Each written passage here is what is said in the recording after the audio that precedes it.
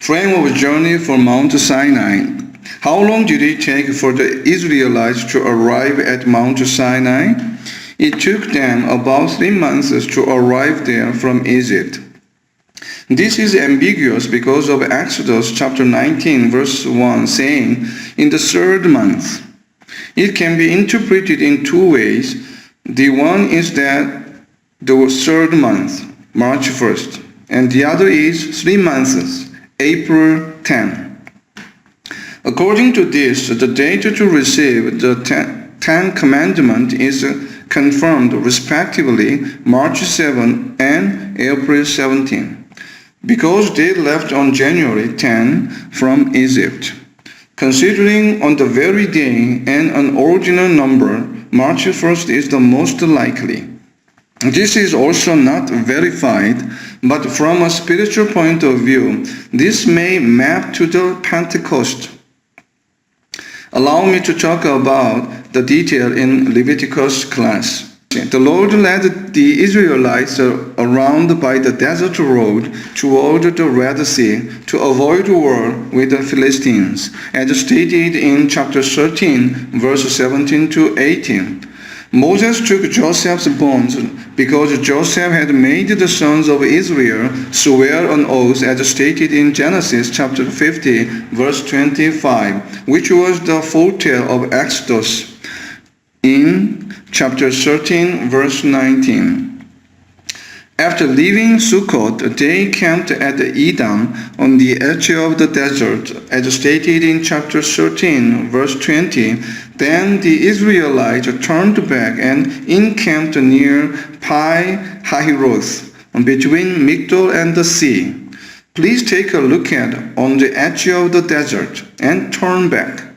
After encamped on the edge of the desert, they turned back to a place by the Red Sea.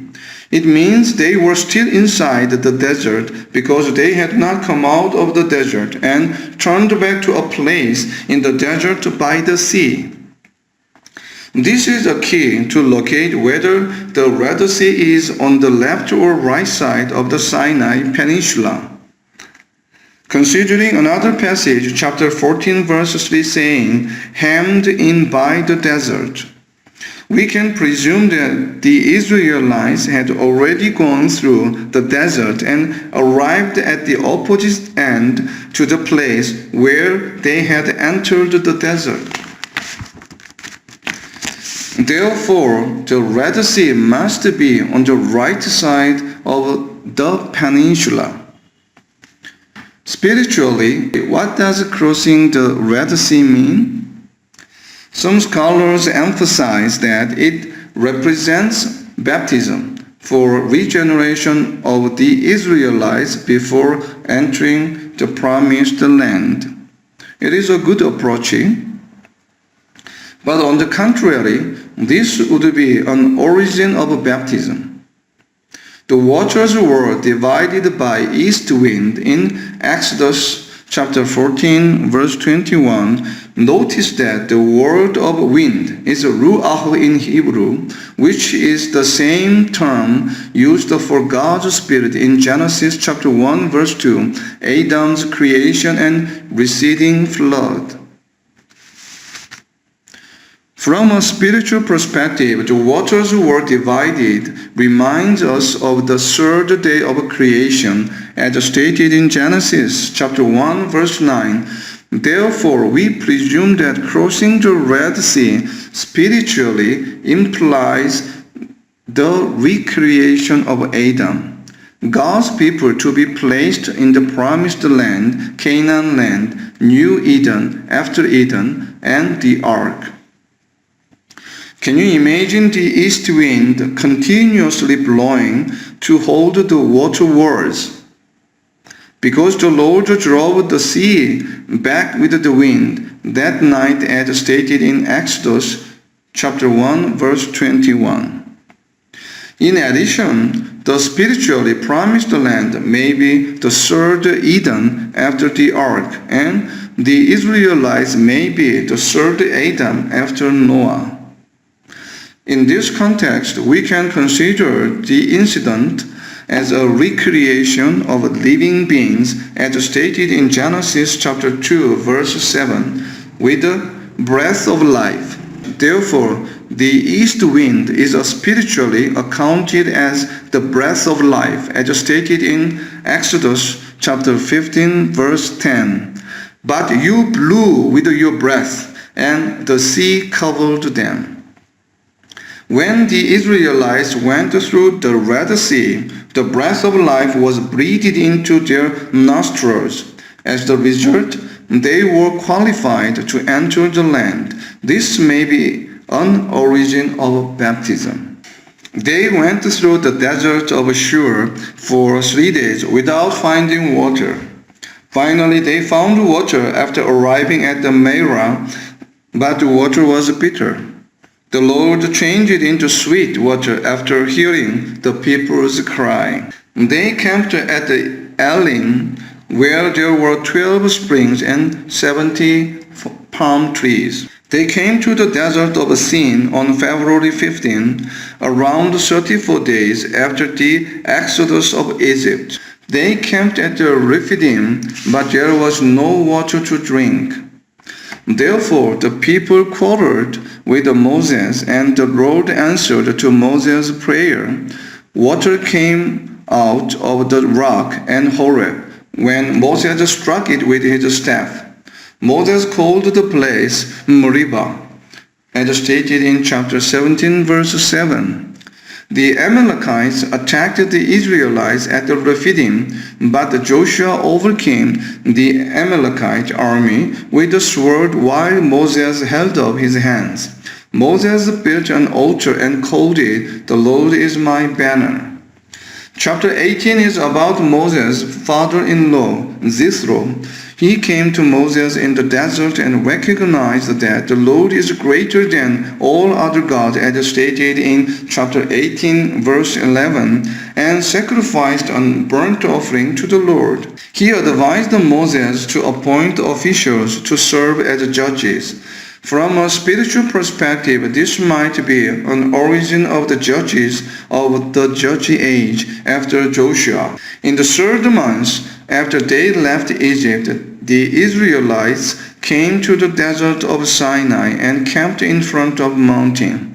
In the book of Exodus, it is the 10th place after they left Egypt, but there are few more places in Deuteronomy.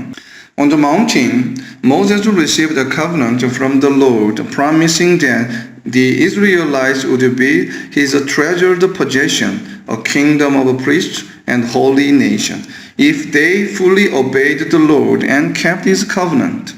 The 10 Commandments begin with the declaration of his identity, as stated in chapter 20, verse 1. I am the Lord, your God, who brought you out of Egypt.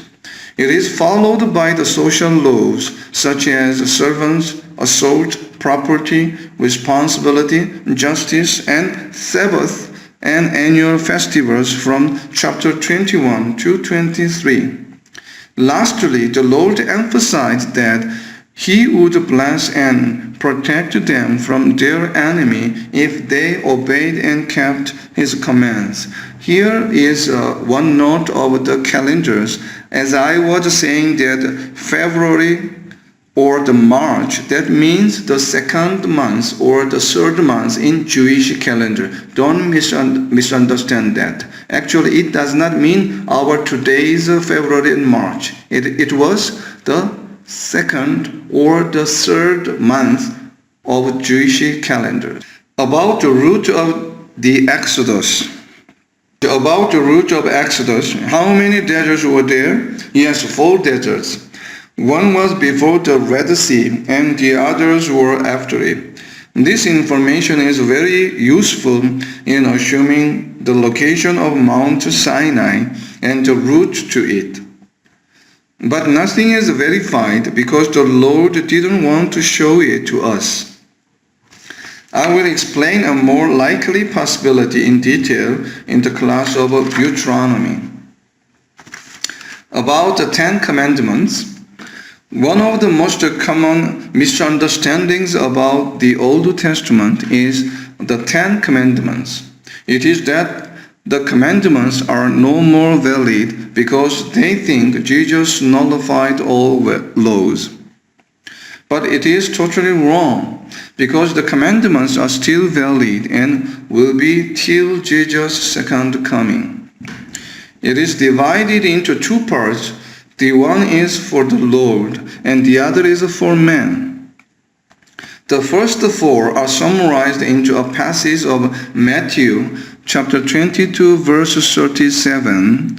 Love the Lord your God with your heart and with all your soul and with all your mind. The rest 5 to 10 are squeezed into Matthew chapter 22 verse 39. Love your neighbor as yourself. Calvin described to us the value or usefulness of it. Once we realize who we are sinners through the commandments. We are willing to make a resolution not to live like what we have lived. Finding that the sin shall be punished, we will be cautious not to commit sin. Through obeying the commandments, we will find that we are being after Jesus. In conclusion, the 10 commandments are not restraints, but privileges of saints. About tabernacle layout, the Lord's design of the tabernacle was truly amazing. What would have happened if he had not designed it? Perhaps many people would have tried to build a different tabernacle. God gave Moses instructions to build it in the image of heaven. It consists of three major areas such as outer courtyard, holy place, and holy of holies, or the most holy. There were the altar of burnt offerings and the sea of bronze in the outer courtyard. In the holy place, there were three holy instruments, the altar of incense, lamp, and the tabernacle showbread. There also was the Ark of Covenant in the most holy, where the Lord dwells. The tabernacle was surrounded by curtains of finely twisted linen with posts. Look at the photo of a model. Look at the front view of the tabernacle. Can you feel the reality? The front one is the altar of burnt offering, the shovel, and the meat fork. Behind is the holy place. About tabernacle instrument, do you know what was inside the ark at the time? Let's look at Exodus chapter 25 verse 16. Then put in the ark the testimony which I will give you. What was inside it? A stone of testimony. Open the book of Hebrews chapter 9 verse 4, which has the golden altar of incense and the gold-covered ark of the covenant. This ark contained the gold jar of manna, Aaron's staff that had budded, and the stone tablets of the covenant. What did it contain? Manna, staff, and tablet. Look at the photo of the ark. Here, pay attention to an issue. Open the book of Numbers, chapter 17, verse 10. The Lord said to Moses, put back Aaron's staff in front of the testimony, to be kept as a sign to the rebellious. Where did Moses put the staff? In front of the ark, not inside. This is contradictory to Hebrews. But it is not important, just to take notice of it. Look at the lampstand and the table of showbread. There are 12 breads on the table representing 12 tribes. Then altar of incense and altar of burnt offering along with a shovel, fork, and pot to carry ashes. About holy place, let's look at the structure of the tent. 4 layers of cloth and skin cover the framed structure. Look at the small photo of 4 layers. The first covering was embroidered with the cherubim, and the second one was goat's hair. The third covering was ram's skin dyed red, And the last one was badger or seal skins dyed blue. It looks like a very strong frame structure. Can you imagine that they disassembled and reinstalled it whenever they moved from a place? What was the purpose of the tabernacle? One of the main purposes was to show the Israelites God's presence so that they would remember Him eternally. What is the substitute of the tabernacle today in order to see His presence? Open the book of John chapter 1 verse 1. In the beginning was the Word, and the Word was with God, and the Word was God. Yes, the Bible is God. We can see His presence while we read it. I wish that all of you can feel and see His presence every early morning.